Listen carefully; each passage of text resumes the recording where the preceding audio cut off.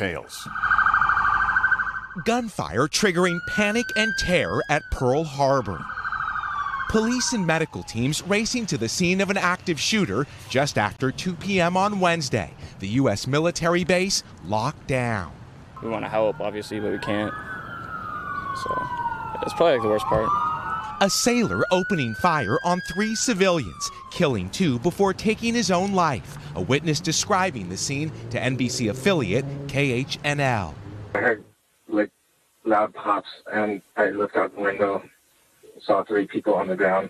The Navy identifying the shooter only as a male sailor, who law enforcement sources say carried out the attack with his service weapons. With motive still unclear, the Navy says the shooter was assigned to this nuclear submarine, the USS Columbia, docked at the shipyard for maintenance. The carnage unfolding across the harbor from the iconic World War II memorial.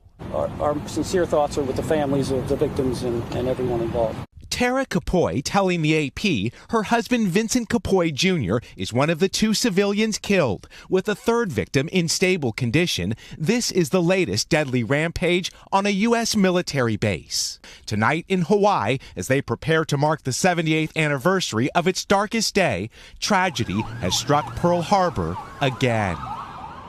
With the base here at Pearl Harbor back to normal operations, there has been no impact to the nearby memorial. Meantime, investigators are interviewing several witnesses and trying to speak to family and friends close to the suspect. Lester, tonight there remains no official motive. Hey, NBC News fans, thanks for checking out our YouTube channel. Subscribe by clicking on that button down here, and click on any of the videos over here to watch the latest interviews, show highlights, and digital exclusives. Thanks for watching.